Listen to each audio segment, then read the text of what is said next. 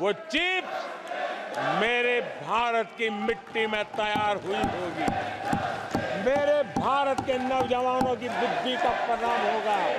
मेरे भारत के नौजवानों के परिश्रम का परिणाम होगा।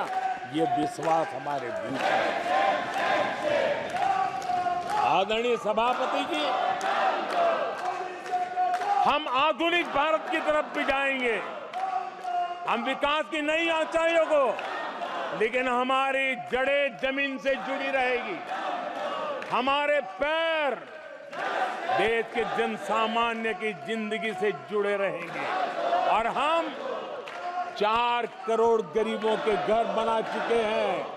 आने वाले इस टेन्योर में तेज गति से 3 करोड़ और घर बना करके इस देश में किसी को भी घर के बिना रहना ना पड़े, ये हम देखेंगे।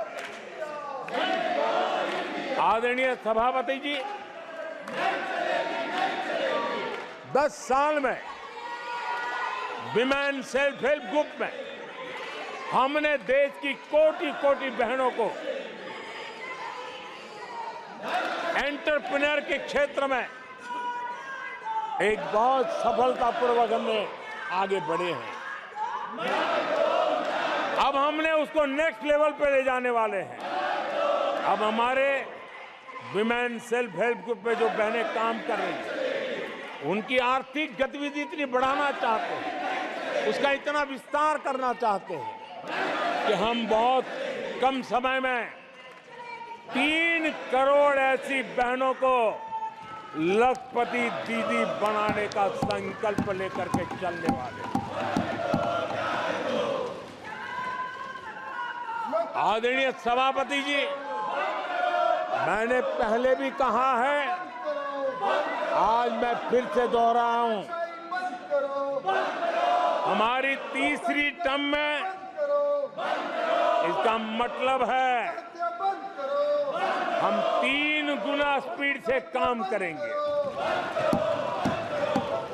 हमारी तीसरी टर्म का मतलब है हम 3 गुना शक्ति लगाएंगे। हमारी तीसरी टर्म का मतलब है हम देशवासियों को 3 गुना परिणाम ला करके देंगे।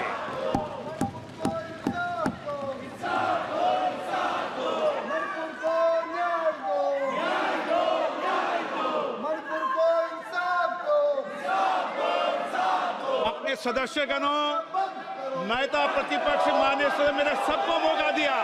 आपने 90 मिनट बोला। ये संसद में तरीका ठीक नहीं है। मैं आग्रह करूंगा, आप इस तरीके से संसद की मर्यादाओं को बनाए, उचित नहीं है। आप जाइए बेल में से, बैठिए। आपको पर्याप्त समय, पर्याप्त अवसर दिया।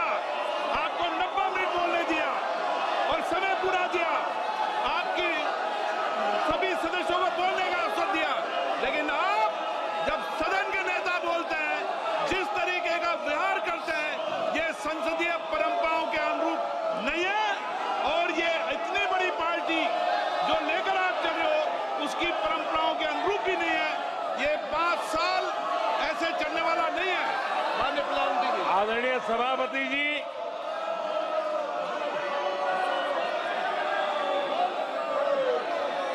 आदरणीय सभापति जी, एनडीए का तीसरी बार सरकार में आना एक ऐतिहासिक घटना है। आजादी के बाद ये सौभाग्य दूसरी बार इस देश में आया है और 60 साल के बाद आया है। इसका मतलब ये सिद्धि पाना कितना कठोर परिश्रम के बाद होता है, कितना अभूतपूर्व विश्वास संपादन होने के बाद होता है। ऐसे ही ये राजनीति के खेल से नहीं होता है, जनता जनार्दन की सेवा से प्राप्त आशीर्वाद से होता है। आदरणीय सभापति जी, जनता ने हमें स्थिरता और निरंतरता इसके लिए जनादेश दिया है। लोकसभा चुनाव के साथ ही आदरणीय सभापति जी, लोगों की नजर से यह चीजें जरा ओझल हो गई। लोकसभा के चुनाव के साथ साथ हमारे देश में 4 राज्यों के बीच चुनाव हुए और आदरणीय सभापति जी, इन चारों ही राज्यों में एनडीए ने अभूतपूर्व सफलता प्राप्त की है। अभूतपूर्व सफलता प्राप्त। हमने शानदार विजय प्राप्त की है। महाप्रभु जगन्नाथ जी की धरती उड़ीसा ने हमें भरपूर आशीर्वाद दिया है।